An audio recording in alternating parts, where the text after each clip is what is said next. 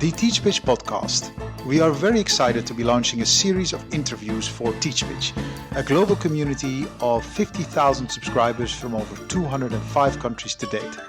And for these interviews, we have selected a number of subscribers who have achieved great things. And by great, I mean amazing. Think of former presidents, entrepreneurs, people who've built hospitals, huge non-profit organizations, successful journalists, doctors, etc. And what all our guests have in common is that despite their great success, they've encountered many enormous challenges. So what were these challenges and how did they overcome them? That's what we're going to be talking about here. My name is Aldo de Pap and I'm massively looking forward and very grateful you can join us on this journey. So sit back, relax and download the podcast here.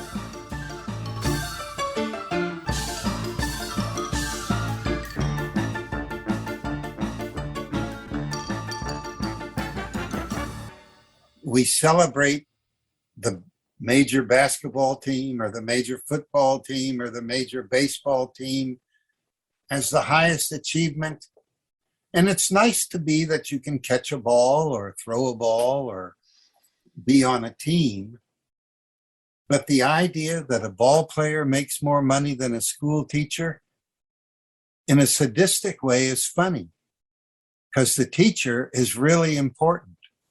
The baseball team is something to do with your time.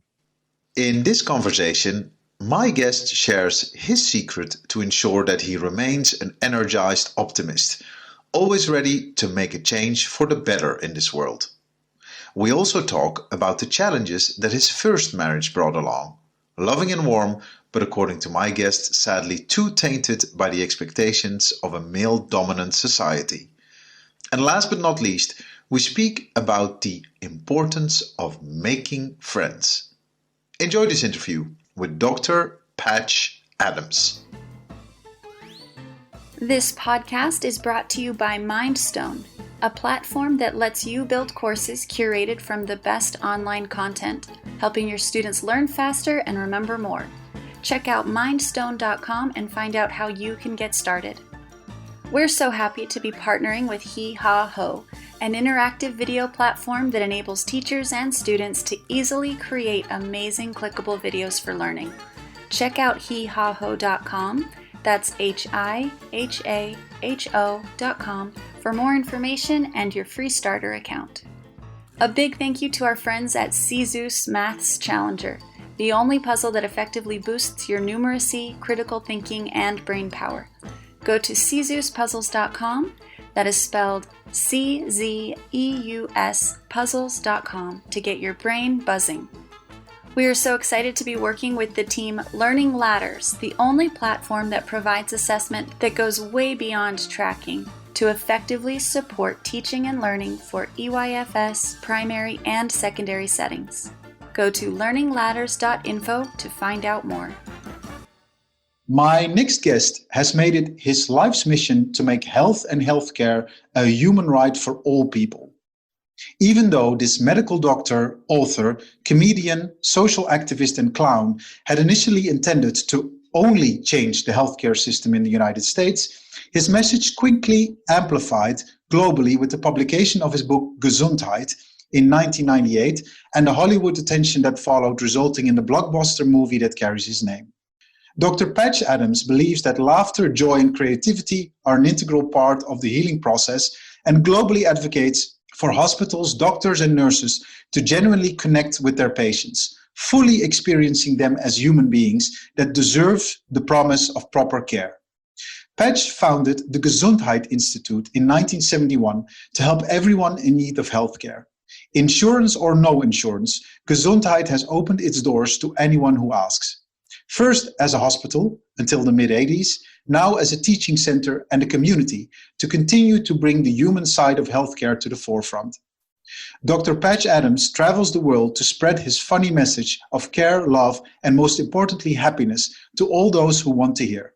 These expeditions, also called clown missions, are heartwarming and versatile, catering to the needs of people in Ecuador, Russia, Mexico, Morocco, Guatemala, and many more countries to come in 2022 and beyond. At age 76, Dr. Adams seems to be more energized than ever, ready to further spread his message of joy to the world. His endeavors have not gone by unnoticed, as earlier this year he was even nominated for the Nobel Peace Prize. A light, recurring theme that he takes on with a big wink and a smile, together with his son Lars, in the highly entertaining podcast, The Best Day of My Life, Patch Adams' journey to the Nobel Peace Prize nomination. In preparation for this interview, I learned that Patch has made it his personal goal to never have a bad day. A firm decision he made at age 18 when he made the personal call to be 6 specific things: happy, funny, loving, cooperative, creative, and thoughtful. And in every action he takes, he tries to keep these 6 things in mind. By never having a bad day, he doesn't mean always being happy. He means accepting sadness and anger, and to always try to channel those emotions into productive change. Loads to talk about, Patch. A very warm welcome to you. Thank you. Can I give a little bit more background? I want to tell people I grew up in a military family. Sure. 54 to 61. My father was stationed in Germany, and I was a strange child. I was not a manly man. I never did sports. And I think of myself as a joyful coward. And my father died when I was 16, and we moved to my mother's state of Virginia in 61. And I remember when my life changed forever in a public park at a public drinking fountain, where I saw the sign that said whites only. And I realized my country was fake and religion was fake, and that people could hate for color. It was inconceivable to me that one had a small enough brain to hate for color. So at 17, I had 3 mental hospitalizations. I didn't want to live in a world of violence and injustice. I hated the antidepressants and what they did to my mind. And then at 18, I was present at Martin Luther King's famous I Have a Dream speech, and I instantly changed forever. I realized, stupid, you don't kill yourself. You make a revolution of love and fun for all people and nature in the world. And that's when I decided to never have another bad day and to live those 6 qualities. So I just wanted to kind of give a sense of a background how that happened. Thank you for explaining that. It was already so grounded and such a beautiful resolution, but this makes it even better. My first question around that was going to be, are you managing? Is every day like this? Is this a working formula for you? I have been a bliss ninny for 58 years.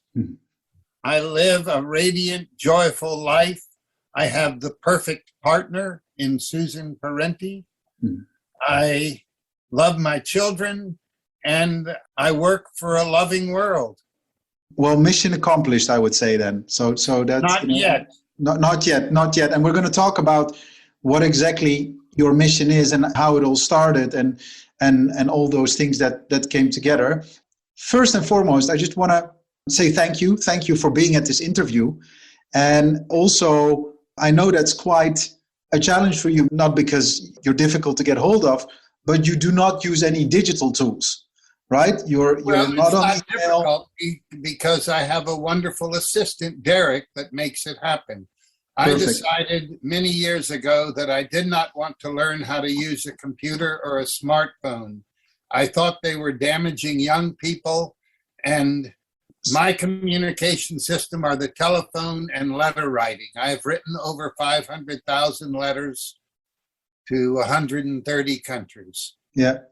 I can also imagine, because you might have heard that a lot of people, they need to detox at a certain point because they just have too many things going on with digital tools and devices available to them. So from a smartphone to a laptop to all their social media outlets to their email to WhatsApp to kind of all these tools. So it must be quite liberating not to have any of these. And well, just it probably came from the fact that I also didn't want to watch TV. We don't have a TV. The average American watches 5 hours of TV a day. Oh, wow. That's what they say. Yeah. And I'm so glad I don't watch any. I mean, I'm at a screen now, partly because COVID has made me a stay-at-home person, where the 30 years before COVID, I was on the road 250 to 300 days a year, lecturing and performing in 82 countries in every state. Let's talk about those journeys. In one of the talks that I've seen from you, you say nowhere in the world there's such a thing as happy hospitals. Right. I haven't found one. What exactly? I haven't found a medical school that mentions happiness. They talk about mental illness. The number one prescribed pills are antidepressants, and I don't believe depression is an illness.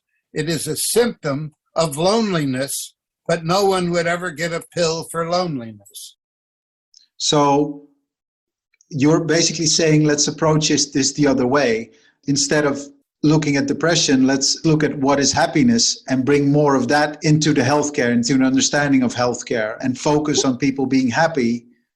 My explanation of mental illness is that what is called mental illness are primarily due to three factors: a loss of tribal life, which would, in the modern terms, would be called a circle of friends, and unrelated to nature and unrelated to the arts.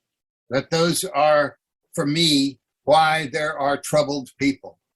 And so how have you been doing with making these hospitals happy?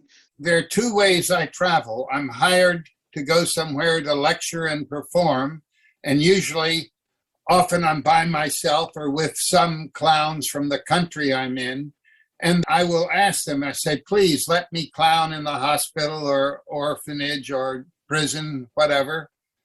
And I do that, but when we stopped seeing patients full time, which was about 1983 or 4, very shortly I was feeling an emptiness in my life for not doing work with patients. Mm-hmm. And so I did two things. I told all my audiences, and I've talked to 40 million people all over the world, and I said, I answer all my mail. So I've written over 500,000 letters, and I'm caught up. Wow. And the other thing I decided to do was to start clown trips, and we've led over 300 clown trips for about 35 years to the countries you mentioned, 5 times into war. We have seen a lot of hell. Mm. I've taken ages 3 to 92 on clown trips, and it never require any experience clowning, just a crazy costume. Mm-hmm. So when you say you take people along, these are people that join you and that join you in the clowning to the countries that you visit? Yes, they come as clowns. They come as clowns. And 20 to 40 each trip. Wow. And then you go in there. How could you describe, I know it's difficult because it's anything but standard, but could you describe a clown mission? So if you go into a hospital, where does it start? How long does it take? How do you entertain? How does it go about such a mission? Well, if it is a clown trip, first off, I only wear clown clothes. So I'm clowning every day, wherever I am. When I go on a clown trip and take other people, we are scheduled, hospitals, orphanages, prisons, nursing homes, 2 to 3 a day. Okay. And we drive up and go nuts. Mm. My longest hug was 12 hours. Oh, 12 hours. And so often if I'm clowning by myself on a lecture tour, I say, please take me to the patients that are suffering the most. Mm. Not necessarily because I think I can do something, but because I want to be there to see what can happen. Mm-hmm. And I wear a chicken on my head. I'm carrying a fish. I look like a fruitcake. Mm. And I've taken both my sons on these trips, and the movie made me well known. And so it was very easy to set up a clown trip somewhere and go. Yeah. Nice. there are two questions going through my mind. Those are your sons, and specifically the son with whom you're making the podcast, because again, a call out for that podcast, because I think it's very well done, and their experience. And have they joined you in the profession or in the clowning? Are they part of the Gesundheit Institute? Or if you don't mind me asking, what do they do? My children's ages are 33 and 44.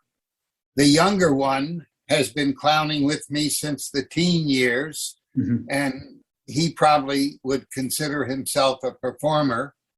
And the older one, Zag, is an artist and has filmed mini clown trips.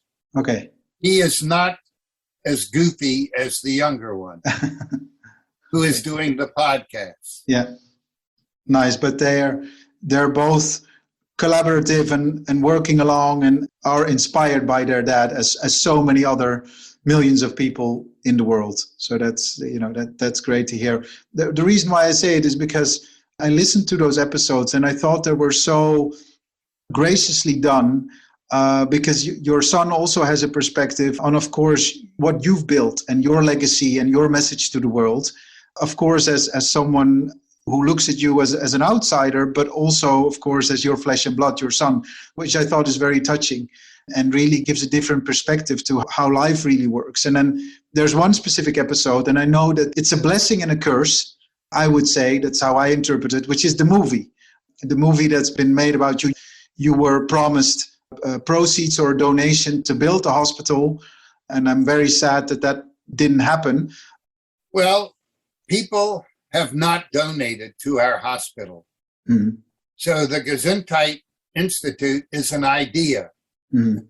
We have 320 acres in Pocahontas County, West Virginia, and we want to build a 40-bed rural primary care hospital that is free for all people, where everyone from the cleaning staff to the surgeon will live there and make the same salary, $400 a month. That's the completed Gesundheit. The movie made over $2 billion, promised to build us and gave us nothing. But the truth is about 90% of the promised donations never happen. So we keep a sense of humor and are making the world our Gesundheit Institute. Yeah. Were there any positives that came out of the movie to your idea? Well, hugely. Okay. I mean, Robin Williams alone was a great positive force. I lived with him for 12 days and we had a great time. Yeah. And so many people loved and were moved by the movie. So many people have written me to ask medical questions. So It's been a great distributor of information on love and service and play and fun. Yeah. Yeah, so there's definitely also an upside to that.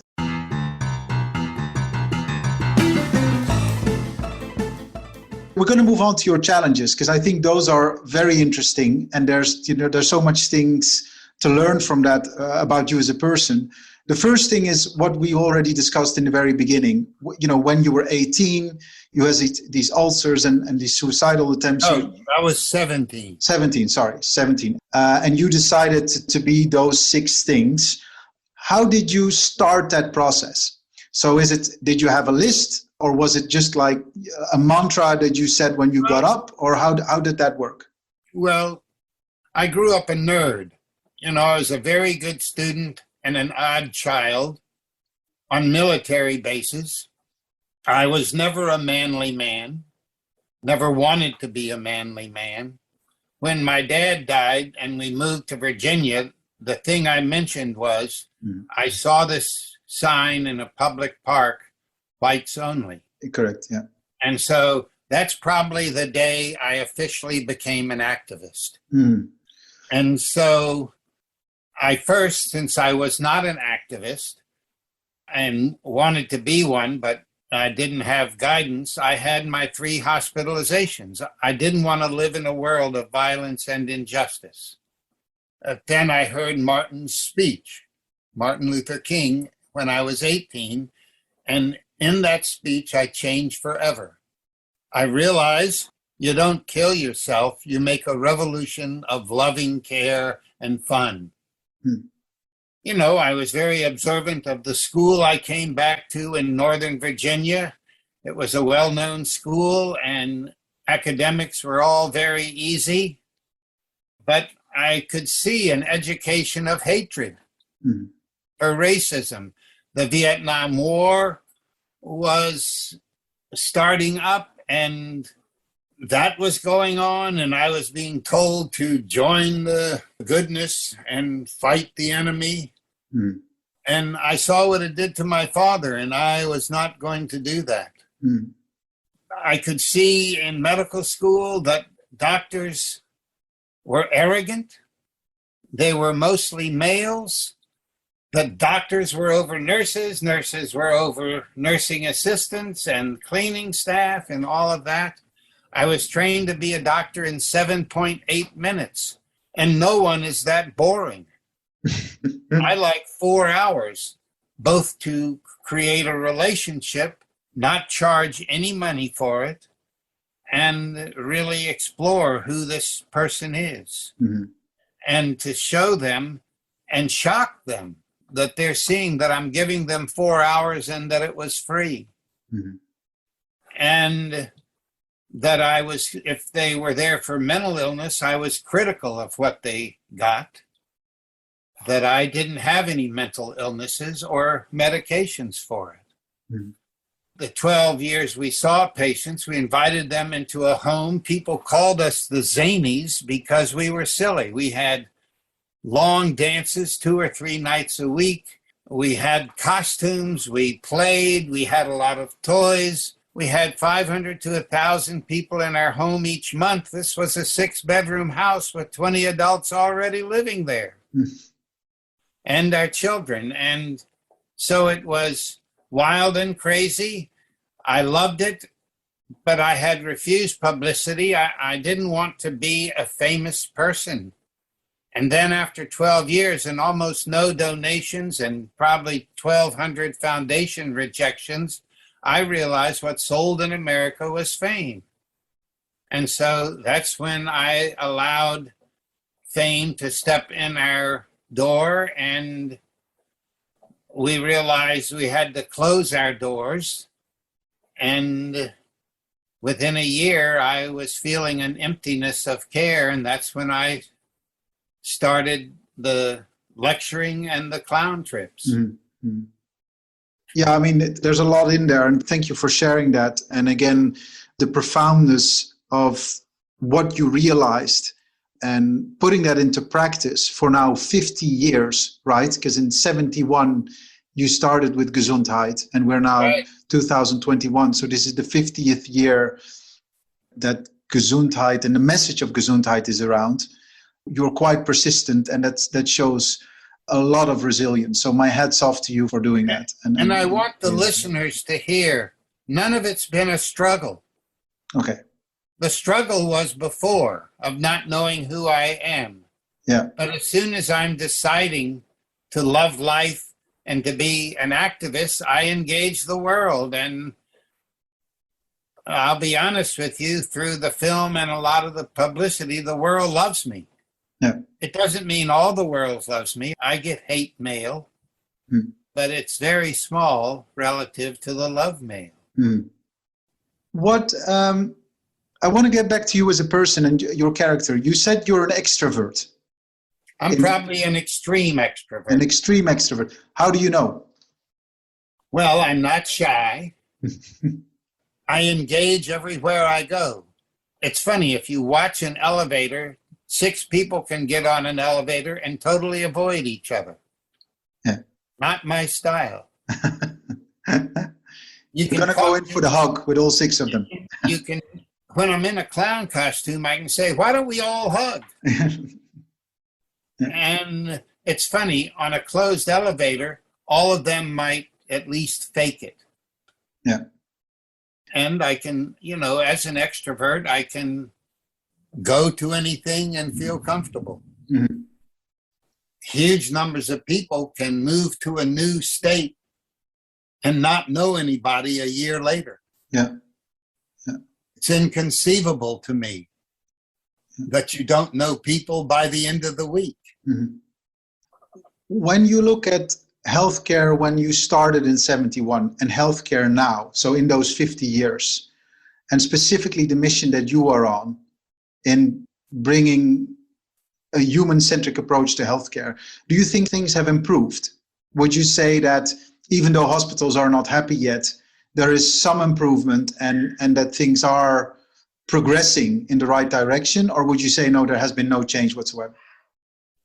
I can tell you that the number one reason you lose your home is your medical bill. That's today. Mm. And 80% of bankruptcies. It wasn't that severe 10 years ago. Mm. It's clearly that way now. Mm. And a doctor spending 5 minutes with a patient and thinking they know them is normal. Mm. They think they know the person, where they don't know squat. Mm. And, you know, I don't remember ever being in what looked like a happy hospital. Mm. They were busy. They were clearly hierarchical. And they certainly weren't fun to be in. Mm. That's why a group of clowns attacking a hospital, it changes to a silly place. Mm. If you have 20 clowns on a ward, look out. Yeah, that's 20 clowns on a ward. That sounds like a lot of fun. So that's great to hear, specifically when you're in search for happiness. Well, my dream is a world where no one alive knows what the word war means. They have to look it up in a dictionary because they don't know what it means. Mm. And clowns help it moving to that kind of world. Mm. I think in a way, the world is showing that wealth is a dangerous goal, and power over is a dangerous goal. It does not lead to peace and justice for all people. So, I mean, I would hope at least that healthcare was a gift to its people. And that way we can tax the rich more than we tax them and have a debt-free hospital system. Things like that. That those become goals. Yeah. I think women have a lot more freedom right now than they did when I started. That when I started, maybe 10% of medical students were women. Now you can go to a school and it can be even greater than 50%. Yeah, yeah. So that's progress, right? So that's good. I think so. Yeah. I mean, I am shocked at how violence still feels favorable to the male population. I think men like being bosses over people rather than simply one of the team. Where does that come from, do you think?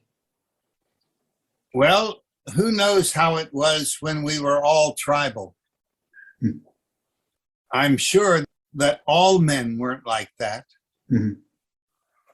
But just, I think for a lot of people, the word boss implies best salary and verbal domination rather than hardest worker, friendliest guy. So boss is not for me, a favorable word. That's why they have phrases, and I like the phrase of servant leadership. Wash more dishes than anybody. Yeah. Lead by example, they also say. Yes, Yeah. Lead by example. Yeah. Again, a lot to think about and a lot to talk about when we talk about, you know, the male ego in our society and how it can be very destructive. And I agree with you that there's a lot more work to be done in getting it right and making sure that, you know, we're equal on all levels, men and women together, and that, you know, we're not talking about who wants to be the boss or who has the highest salary, but that we're really looking at the growth and progression of us human beings, you know, as a whole and not to ourselves individually. I'm going to go to your second challenge, And it's another personal one. And I think, one that throughout your life also, just happened to you. And you mentioned basically the fact that your first marriage wasn't successful. Well, I won't say it wasn't successful.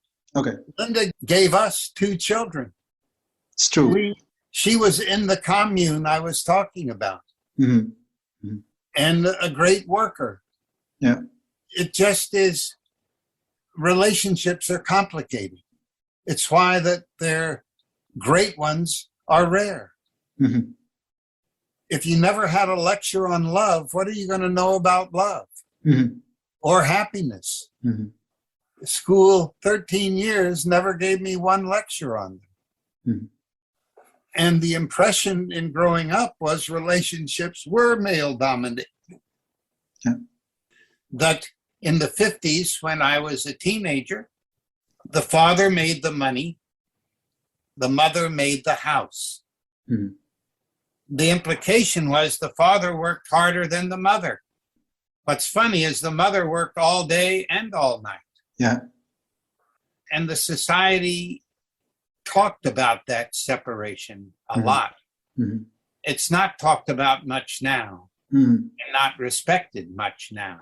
Mm-hmm. I had a great mother at home. She was there when Dad was off fighting war, and she was there even when he lived there and he went away to work. And when he came home, he made some drinks and sat in a chair and read. He didn't play with his boys. Mm-hmm. So in your first marriage, you say you were still slightly defined by those circumstances as well, which affected the outcome of your relationship. Right. And there's a lot more conversation in my current relationship than there was then. Mm-hmm. So I think a lot more conversation could have really helped it. Mm-hmm. And that I had more traditional jobs in the first relationship than I've had. I mean, in my second relationship, I was on the road 250 to 300 days a year. Mm-hmm. And I'm going to say my first wife is a wonderful person. Mm-hmm. It's just that courtship and being together is much more complicated than it was ever talked about in school. In a way, in my lifetime, there became an emerging discussion between men and women as equal genders. Mm-hmm. So progress, that should be celebrated, progress there. Yeah. I think so, yes. Yeah. And your current wife is also joining you in a lot of your clown missions. Am I correct? Because you said you're away a lot, but she's a co-clown. She is I think of her as the smartest person I've ever met. Yes. She has a PhD in music composition, mm-hmm. is a concert pianist. When we clown, she plays accordion. Mm-hmm. She has a book of plays called The Politics of the Adjective Political. Mm-hmm. Notice how nerdy that title is. She has a book of poetry and has so many interests. I love discussions with her, and they were a lot freer than the discussions with Linda. And again, the feminist movement had a lot to do with it. When I started my relationship with Linda, there wasn't really a feminist movement. Mm. So had I met Linda in the 90s, we may have had a lot different relationship. Mm. We have a nice friendship. That's good. And I just wanted to add that because before we clicked record, you mentioned that you were still friends, which I think is very important. And as you said, the marriage has been a success because you have 2 wonderful sons, and they wouldn't have been there if the 2 of you wouldn't have been together. So that's a success in and of itself. So yeah, but it's good that you write that down as a challenge. And I also 100% agree that in school you are not taught what it is to love, what it is to be in a relationship, how much of giving and taking it is, and how much you need to invest just to empathize in one another. And not only when things are nice and lovely, kind of the honeymoon period, as they say, but also after that, when life gets more intense and more difficult, right? There was also no education in being an individual. Yeah. Okay, there was what grades you got Mm. and that sort of thing. But as far as living joyfully, no one ever mentioned that. Yeah. In Yeah. fact, I can say that there was negative information about it, that it's Yeah. not possible to live. Life is about ups and downs. Yeah. How come? Because it's so important to know these things. How come we haven't managed in putting that into a curriculum or in a kind of in a lesson in some shape or form? I mean, we're not the only ones who think this is crucial or important. I mean, what do you think prevents us from taking this seriously and putting it in a school curriculum? Well, I mean, let's think about it. My understanding is that women in the world got the right to vote in 1893. Does it help explain male dominance? We live in a very complicated world. We celebrate the major basketball team or the major football team or the major baseball team as the highest achievement. And it's nice to be that you can catch a ball or throw a ball or be on a team. But the idea that a ball player makes more money than a school teacher, in a sadistic way, is funny, because the teacher is really important. The baseball team is something to do with your time. Mm-hmm. And because of the salaries of the players and the salaries of the winners, it's become placed as a major accomplishment. Mm. When an accomplishment is raising a couple of children. Mm. That's an accomplishment. Mm. Or having a loving marriage.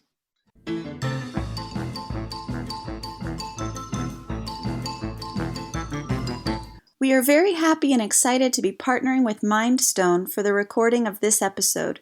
Mindstone is a platform that lets you build courses curated from the best articles, podcasts, and videos available online, helping your students learn faster and remember more.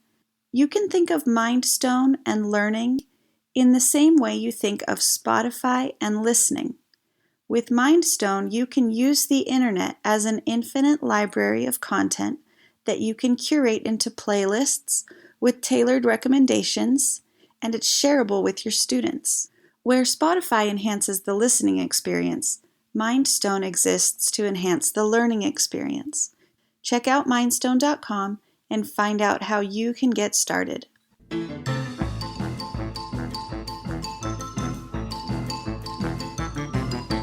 Yeah, one thing that I just wanted to share is like many men are willing to not have a male dominant family, but it's almost like they don't know how because they don't see in history, what that is like. So it's almost this ignorance of, okay, if we're going to do it, then, where do we even start? Right? Right. And I mean, obviously, if they were really thoughtful about it, they could start with watching the female. Yeah. And starting to say, why don't I make dinner 3 nights a week? Yeah. Or do childcare and etc. Yeah. So I'm just philosophically thinking, what percentage of men want full equality? I don't think it's very high. Mm. And that's why I've said, I think the number of healthy marriages I've met is about 10%. Mm-hmm. And so let's look at the solutions. So because there is hope, because as you say, there's a lot more done in terms of empowerment of women, and your philosophies as well, we should have more of that. We should support women more and support also the dialogue more in looking at what's genuinely equal. Yes, and in school, it's nice to know geography and history and mathematics and science, but how we get along is more important. Yeah. Even if you're going to be a doctor. Yeah. We grow up thinking that the grades you get describe you as a thinker. Mm. It's when you question the leadership, when you question your gender, when you question what is, that's really when your thinking is coming into play. Yeah. We're not talking about agreeing. You can agree with thinking, but it doesn't come without thinking.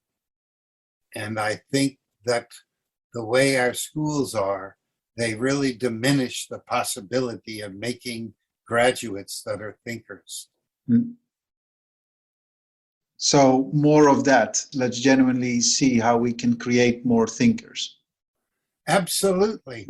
I mean, how does anyone agree to war? Yeah. How does anyone agree to families making $10,000 a year and some families making $1 billion a year? Mm. What good does that do our society? Mm. If they say that 30,000 children die a day of starvation, where is the good in that? Mm. Certainly, it's not going to be in any families that are wealthy. Mm. And why is wealthy money? Why isn't wealthy the quality of your thinking? Mm. We just have these values. And I say the strongest values in our society are money and power over others. Yeah. So we're working with the wrong definition of wealth. Exactly. Yeah. I mean, how is it that it isn't that 1,000 friends make you wealthy? Mm. I mean, the truth is 3 would make you wealthy in our current society. It's really an unusual world we live in. Yeah. It's a human-centered world that thinks humans are first. It's why I think that most people don't really have a relationship to nature. Yeah. Wow, there's so much in there, Patch, and I think we could talk for hours, and I could listen for hours, that's for sure. I want to go back to what you said about us being social beings, and I really loved your last challenge, because you said the challenge of making friends. It's very important to learn how we can make friends. What do you mean by that? Well, first, the shock that in a world of 7.5 billion people on a tiny little ball called the Earth, that anyone is lonely, which often can lead to suicide. So in looking at that, I never got a lecture on friends. Most important thing in life are your friends, and I never got a lecture on it. Mm-hmm. There are skills with friends. How to be friends in a biker gang, how to be friends with stamp collectors, or people taking dance lessons, how to be friends in the military. And if you start paying close attention, beauty is another thing. You know, beauty in a man or a woman is a kind of status that ugly never sees. You know, it's possible not to get dates if you have 3 pimples. Mm. If that same person was covered with pimples and had a great personality, that person can have a lot of friends. Yeah. And then you start asking, what is a great personality? And, you know, I can tell people some hints. I mean, number one thing is probably be really friendly universally. Yeah. And it also said, like, one of the many quotes that I found from you, and I hope it's from you, but I really love it. It's the most radical act anyone can commit is being happy. Right? Yes, I have said that. Because I think when we're happy, we open up to others. We can be friendly when we feel at ease, right? So we need to invest in our happiness. That's the basis for us to be friendly and to be open to one another. I think once we feel attacked, or if we're insecure, then we don't open up as we should be, and then we get defensive, and that could potentially prevent us from making friends. I would say that's, Right. In a way, I have found that clowning is a really strong character to get everybody's love. Mm-hmm. I've loved doing that. Mm-hmm. It's why I've taken clowns to refugee camps and to war zones and to death row in prisons. And so happy, funny, loving. I think one way to tell a loving person is to look at how they care. Yeah. Look at how they care for themselves. Are they loving themselves? Look at how they care for their children, for their partner, for their friends, and that sort of thing. Yeah. Because in the biker gangs I've been with, even the really angry ones to others, among themselves, they can be really loving. Mm-hmm. I'm sure it's a very tight-knit group. Yeah, they must be loving towards each other, right? Right, and it doesn't mean that they can't hate color, or hate nationality, or hate women, or hate other things. So it's interesting. I'm sure a lot of Nazis loved people, but people's memory of them is their murdering personality. Mm-hmm. And so, if I had a magic wand, yes, I'd put women in charge of everything for the next 1,000 years. It's not going to happen. So what I can do is in my lectures, or, let's hope in this talk, although let's hope that a listener hears us talking and starts thinking about it, and maybe even decides to be loving. Yeah, that is definitely a great mission and a great resolution if we could have such an impact with this interview. So fingers crossed that people are listening and say, hey, I'm going to be more loving. That would be great. I'm sure you're directing it towards that, and I'm definitely directing it towards that. More love. To that listener who thinks, I'm going to add funny. And if you're that listener, put a pair of men's tighty-whities on your head for a month. And you'll see a lot of funny happening. Yeah. You just walk on an elevator with tighty-whities on your head and there's 6 people on it. It doesn't matter who the 6 people are. You are the instant attraction. I'm sure. Yeah. And you can have 10 answers for the questions. Why are you doing that? You can say, well, I bet my friend $10 that I could do it. And that could be a lie, you understand. It's not the real reason. It's a good excuse. Yes. Just the world is complicated, and joy and love and humor are really useful to get along. Yeah, definitely.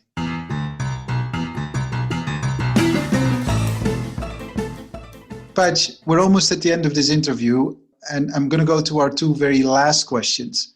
Before I do so, where can people find out more about your clown trips, how to become a fundraiser, about the podcast with your son? They should go to patchadams.org. That's your website? Well, if Derek were here, I could tell you where to go for the podcast. I just say it's on the computer. Everybody, so it's on website, the computer. our patchadams.org. Yeah. I'm going to say that'll tell you about the clown trips that you can sign up for. Yeah. And why don't you collect all your gadgets and your costume and start playing now? And my address is on there if they want to write. And you don't have to write a nice letter. If you're just feeling really angry at what I'm saying, you can write me. Okay. And I will appreciate that you did. Yeah. And our website kind of keeps you informed of what we're doing. Well, Derek is doing a great job. That's good. And we'll be sure to include the link to your website in our show notes. I also know that the podcast is available on Apple Podcasts or iTunes.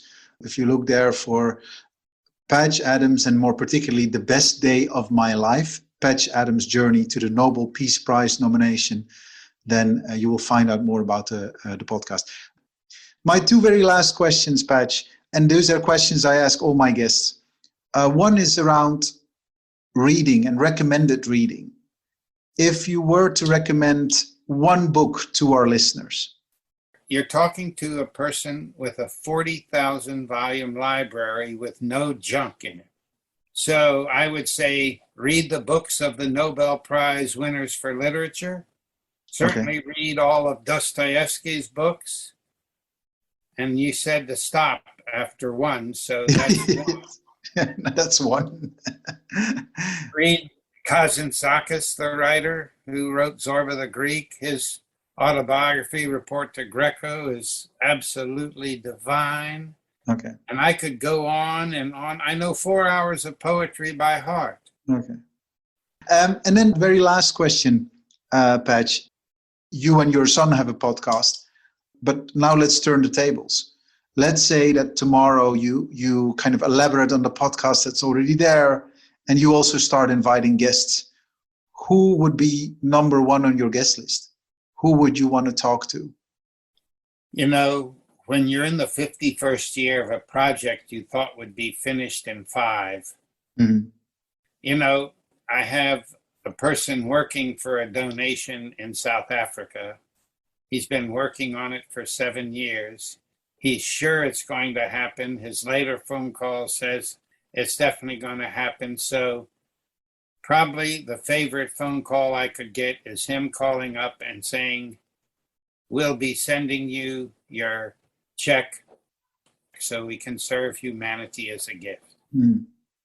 That's definitely worth a podcast interview if that money comes through. So fingers crossed. So I'm happy with a $10 donation. Yeah, that's true. Thank you so much, Patch, for this interview. Thank you very much for your continued mission to make health and healthcare a human right for all people, and doing it in such a happy, loving, and caring way, for being such an inspiration to millions of people around the world, and for doing that 51 years and counting. I wish you all the very, very best. Thank you very much, Dr. Patch Adams. Thank you, and have fun, Aldo. Whoopee. Whoopee.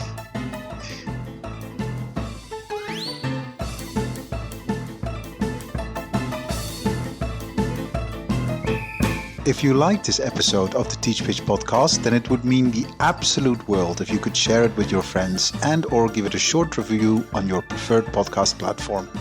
The more you share your ideas about these interviews, the more people will find out about them. So do let us know what you think. We'd be very, very grateful. Special thanks to Kevin MacLeod for our beautiful theme music, Le Grand Chase. This podcast was produced and edited by Natalie Piles. Project coordination by Inva Cheney.